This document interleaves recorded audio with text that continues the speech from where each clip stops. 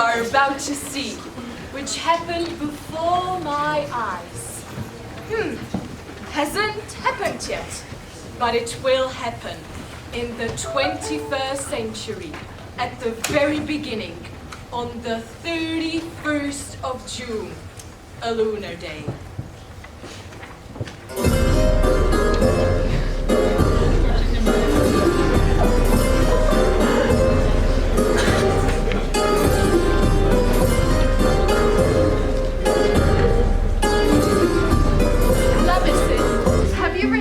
The Black Knight have my heart?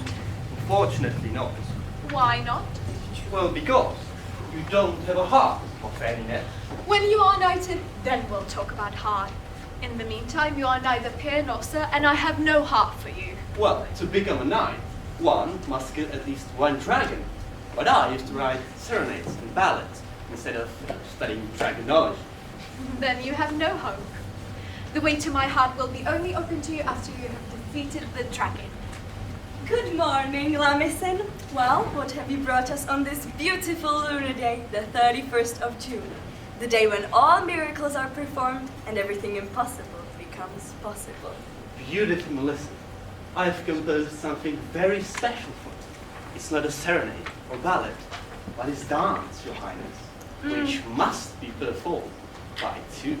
I'm not sure our royal father would approve. He's of the opinion that dancing is below our royal decency.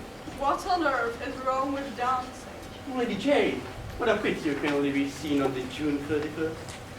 Dear Lamison, don't forget that I am, after all, a ghost.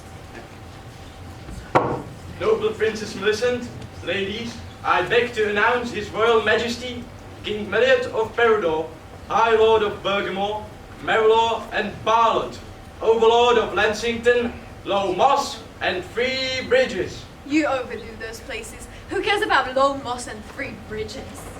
Morning, Millicent. Morning, girls. Not started work yet. Tapestry production has gone down 75% since we all saw Dear Queen. Well, now we've just received a summons to attend a conference at Camelot. Oh, when do we go?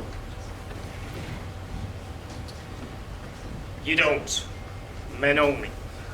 Not even Queen's invited. In any case, Camelot these days isn't a place for young unmarried daughters. But father! Don't argue, girl. You've no reason, no logic.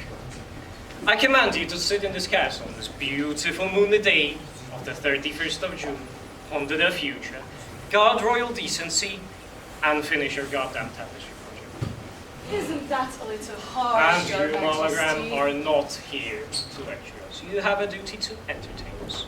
Well, I've drawn up the king's horoscope. What's in store for us? You're in for a lot of trouble, but something extraordinary awaits the princess. Mistress Margaret, the practitioner of black and white magic. She is the Sir King Edward and now receiving your Majesty's patronage.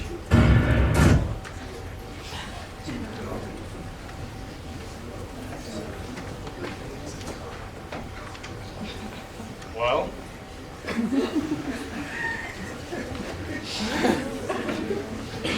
Hello? Does this Malgrim have a recommendation of our Royal Edward? She does, Your Majesty. A good one? A bad one, Your Majesty.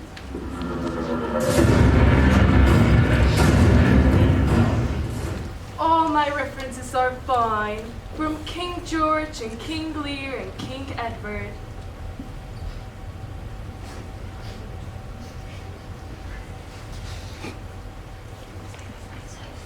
Where's my servant?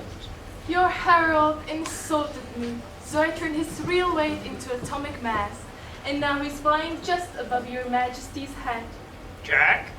Where are you? Well, flying. Very convincing. Could be very useful as well. Perhaps we'll take you under our patronage. And now, dear princess, let's talk about you. I think you're dreaming of a fiancé. Oh, not anymore. The night our royal father proposes. By the way, isn't he flying here somewhere? Anyway, speaking of those knights, one has a crooked nose, the second has crooked legs, the third has no thought behind his eyes, the fourth is a boaster, the fifth is not modest enough, The sixth is not brave enough. The seventh Princess, is... stop. Now, I will show you a young man with straight nose, straight legs, and sharp eyes. He's brave, cheerful, smart enough. Is he handsome? Well, you can judge by yourself. Then introduce this knight to me. Soon, but before I do, there's something we've got to discuss first. Oh, what a beautiful brooch. But it's my talisman. My nurse claims it was a gift from Merlin himself. Ask me anything but that. I'm only interested in your brooch. Merlin gave your father a gold brooch. If I could steal it, I would. But no gift of Merlin's can be stolen. You, of your own free will, must hand it over to me. Give me your promise that this shall be done, and I will help you to your heart's desire. Not at such an exorbitant price. Marital happiness, princess, is precious and not that easy to find. Look at the history of mankind. Look what's happening at the neighboring kingdoms. Prince Hamlet is dead. And what's going on at Macbeth or King Lear's family? I could give you such details. Oh, enough. I don't like details. All right, here it is. Don't do it, princess! Auntie, you're interfering with my sorcery again. You're too old to compete with me. You ungrateful. I raised you as my own daughter. I taught you black and white magic. And you... Varsagra kamalgrim otera verbena grodu magistera Belzebub! My dear girl, you must never part your way with the Merlin's gift. This is where your happiness lies. Yes, but... Don't interrupt me. My niece will be back soon, because she is in fact 300 years younger than me, and it's very difficult for me to keep up with her.